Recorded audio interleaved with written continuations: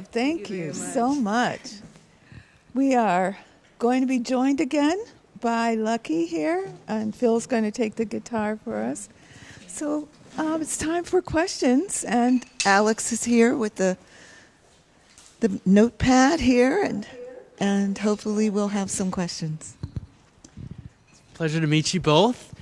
And on behalf of everyone in Orlando, we're so pleased that you're here with us, and we thank you. And hey, I think the prop people forgot a chair for me, but that's okay because I'll take a knee. I used to be a football player, and I'll take a knee. Okay, Dr. Jans, we see you in the queue as always, and we're going to go to you next.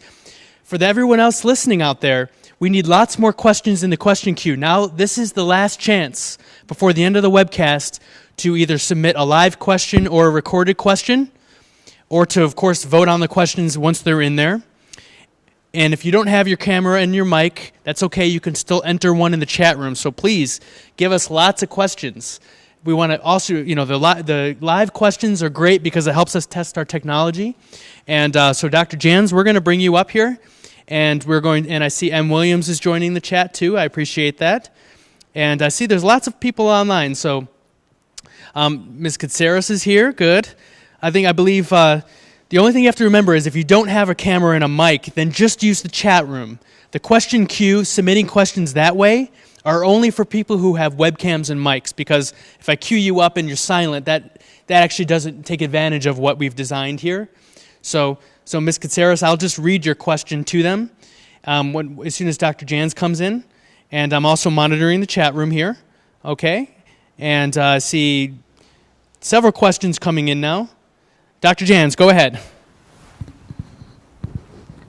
Great, thanks, Alex. I really enjoyed both the performance and Lucky's art, and I want to start with the art. Actually, we were talking in the chat room about some of the style that you had, especially in two of the images where you had lots of people, but they were all quite far apart. They were spaced very far apart within the image. Now, I've been to some of these kinds of African towns, and people are together. There's a lot of people around, and they're walking around. And so I'm interested in the style that you have there. What were you thinking of when you put them in that kind of space that are so far apart? I think it really attends or addresses exactly what I was saying to the professor before, that in Swaziland we are all taught to act uniformly, such that even if we are being infected by HIV and AIDS, it happens uniformly. Instead of learning to think individually, a person should work with other people, but she should learn to be creative on his own, which is what art taught me, to draw something different from what the other person did, to think something different from what other people did. I think inadvertently, without me knowing, I was trying to teach people that learn to think by yourself before you go to other people to share the ideas. Have your own idea, your own perspective. Was there any other question? Yeah, absolutely. I'd like to ask Pete something as well. You were saying that you thought you had to go through Afro jazz in order to be able to get to where you wanted to perform. Clearly, the kind of stuff you were doing, especially in the second song, was I think a fair ways away from Afro jazz, I think you could say. I'm interested in, when you talk about Afro jazz, are you talking about Cape jazz? Are you talking about something that would have started in Bulawayo? When you have in mind Afro jazz, is it Hugh Masekela? Is it more contemporary stuff?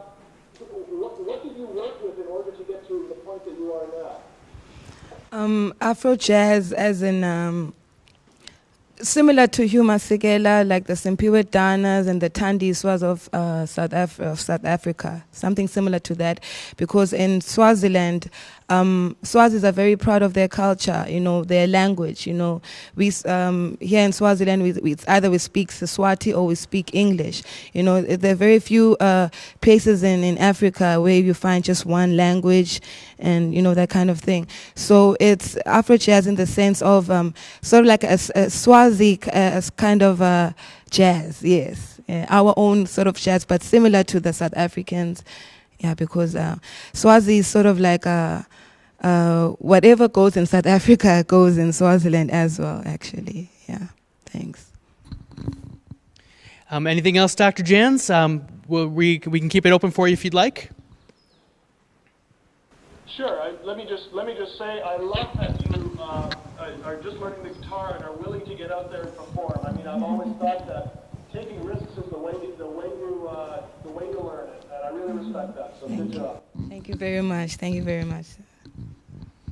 Okay, I guess we will go ahead and move on. We're going to go to N. Williams. I see you have a question here about how you were inspired as a young artist, and they're also curious to hear while it's coming in about how can we all inspire our children to be artists. So, I want to allow M. Williams' question to come through. It has to travel a long way since we're on the other end of the globe. So that was just a preview, so you could start thinking about. But I'll let M. Williams word the question. Just how it's intended. So, and as it's coming through, I will let you know. I see we have another question about the colors in your art and if they have significance. So we'll go to that next, after M. Williams is able to connect with us. There's quite an academic conversation happening in the chat room here, when everyone is talking to each other at the same time. So go ahead, M. Williams.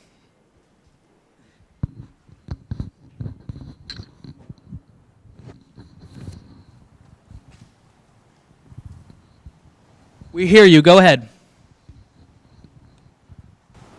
Guys able to hear me yet? Thumbs up? Okay, great. Basically, my question is, how were you all inspired? Okay, how were you all inspired through your artwork? And how do you recommend us inspiring our own children? Want to repeat it? Okay. Yeah, it was a little bit too low. He wanted to know how you were inspired and how you might encourage him to inspire others. I guess my inspiration comes from the kind of music that I was surrounded with as I grew up, because I grew up listening to. I don't know if I should say, but Pastor Ran's is actually my favorite artist. Yeah, and spoken word, rhythmic spoken word, raga. So I could say I was inspired by that, and a way of inspiring the young generation is just to let them be. Don't force them to be what they don't want to be, or they're not feeling they should be at that time. Just let your kids be, and that's the best you can do for them, encouragement and in whatever they decide. For instance, my father was supported my music, and but he passed away, and then after that I didn't have much encouragement coming from my family, because my mother is still against it. But she's gradually warming up to the idea of me being an artist and taking it as a career, as I have, Yeah, that's what I can say, yeah. Thank you. I got my inspiration from my family. My father was a violin player, and my brother used to play guitar and do drawing and painting, but he would never let me come near his drawings. When he draws, he would chase every child away, but I was able to steal from the corner of my eye a few tricks how he did it. Then when I was 18 years old, I started experimenting on my own. And because my father and my brother had failed in the art field, I think I had the burden to carry on the torch, the family torch of being an artist. And from there, I taught myself and started helping other kids learn to draw and paint. Okay, thank you very much. M. Williams, we heard you loud and clear over here, although it could have been just a little louder. maybe next time you ask a question, just speak up more or make sure your mic level is turned up. And I'm saying that for everyone can just make sure they speak up nice and loud because that voice has to come a long way. As you could hear, Dr. Jans came through loud and clear because he knows how to speak up loud. He's a professor. Okay, and we have a question in the chat from T. Hooker for Lucky, and her question is about the significance of the colors that you use. Okay, because one of her observations was that the colors in the painting with the roads was more colorful. Can you talk a little bit about your color choices?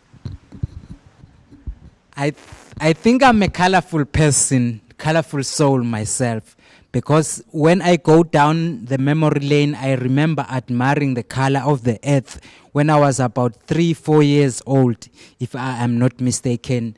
There was a part where an excavator had excavated the soil, and I would always go to watch that pink soil.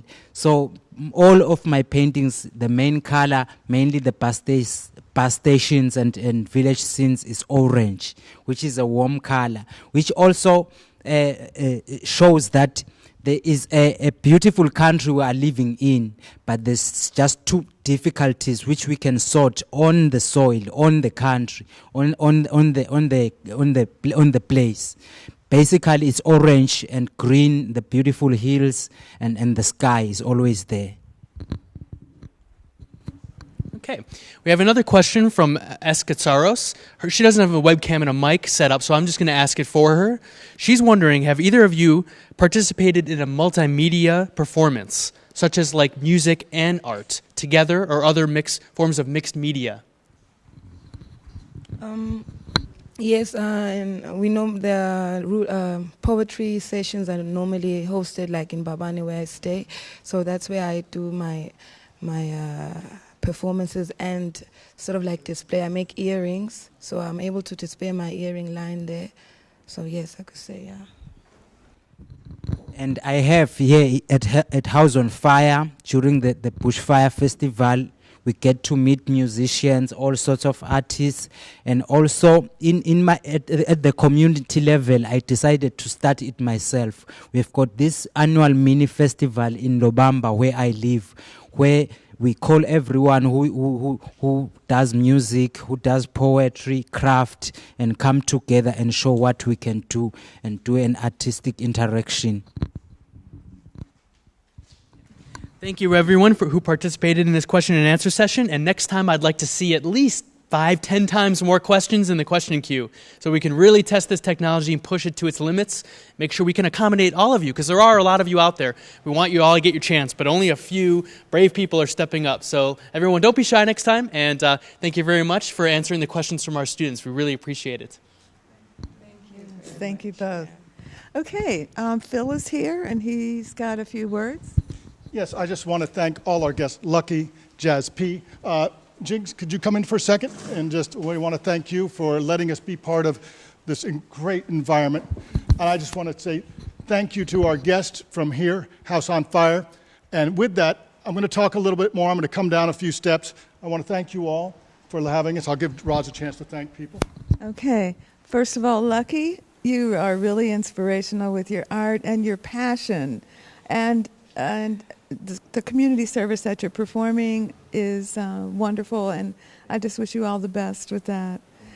Jazz P, I really love, when we first met, I said, I love those earrings, and that's when you told me that you made them yourself. So you are quite an expressive artist in many ways, and we really appreciate you sharing some time with us today, and we'll be waiting for your own release at some point in time. Thank you very much. And Jigs, this was not intentional that we wore the same color today, but it just shows the harmony that emanates from this place here. Is Roz blending into the wall behind us? Yes, I thought so. So anyway, we want to just say a big, big thank you to you for sharing your space and sharing the artists who work here and for doing what you're doing.